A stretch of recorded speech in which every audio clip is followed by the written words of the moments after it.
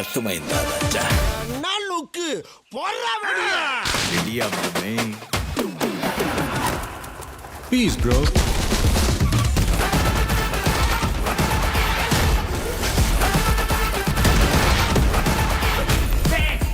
ரொம்ப வருஷம் ஆச்சுல. ஆரம்பிக்கலாங்களா?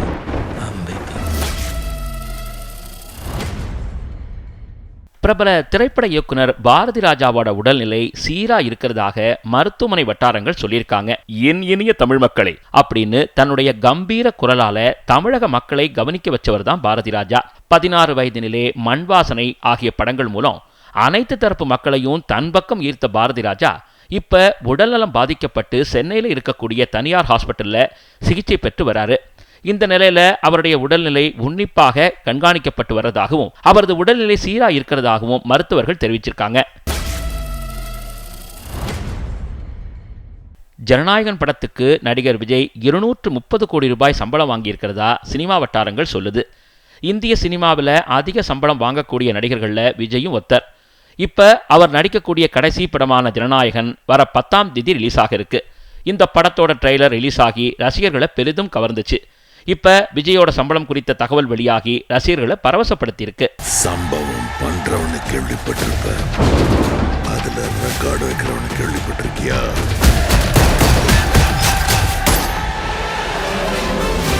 அதான் தளபதி தொட்டுறத ஸ்லைஸ் போட்டுவாப்ல.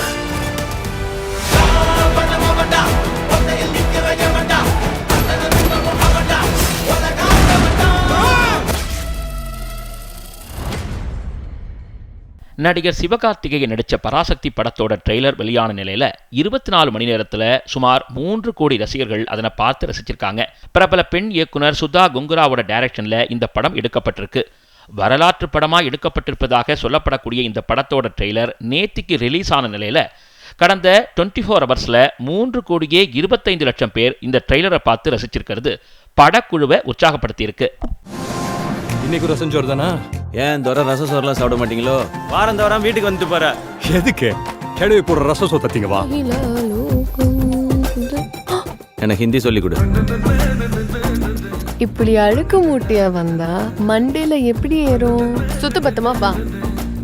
ஓயா நான்லாம் போக மாட்டேன். பொறுக்கி. யார பொறுக்கின்ற? கறி பொறுக்கி. நீ சொல்லு. ஓ ஏக் மூர்க்க.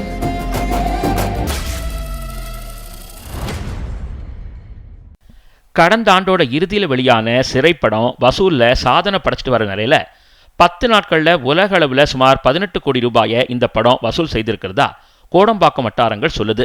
சிறை திரைப்படம் அனைத்து தரப்பு மக்களையும் ஈர்த்ததால திரையரங்குகளில் காட்சிகள் அதிகப்படுத்தப்பட்டு வருது. இதனால வசூல் வேட்டையும் தொடருது. நடிகர் விக்ரம் பிரபுவோட நடிப்புல அறிமுக இயக்குனர் ராஜேஷ் குமாரி இயக்கியிருக்கக்கூடிய இந்த படம் பாக்ஸ் ஆபீஸ்ல பட்டைய கிளப்பி வரதுனால இனியும் வசூல் அதிகரிக்கும் அப்படின்னு சினிமா வல்லுநர்கள் சொல்றாங்க. அப்துல் ரவூப் ஐயா. அப்பா பேரு? யார் சொன்னீங்க?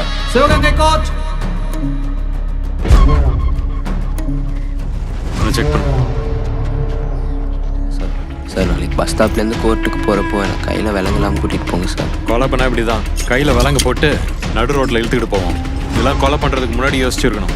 மூடி அக்யூஷங்கடா. ஐயோ.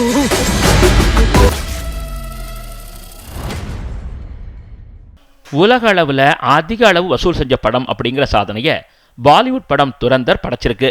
பாலிவுட் டைரக்டர் ஆதித்யா தாருடைய டைரக்ஷன்ல ரன்வீர் சிங் நடிச்சிருக்கிற இந்த திரைப்படம் கடந்த ஆண்டு டிசம்பர் 5ஆம் தேதி ரிலீஸ் ஆச்சு. மாதவன் உள்ளிட்டோர் நடிச்சிருக்கிற இந்த படத்துக்கு அமோக வரவேற்பு கிடைச்சிட்டு வருது. படம் ரிலீஸ் ஆகி 30 நாட்கள் ஆன நிலையில உலக அளவில் 1240 கோடி ரூபாயை வசூல் செஞ்சிருக்கிறதா படக்குழு போஸ்டர் வெளியிட்டிருக்காங்க.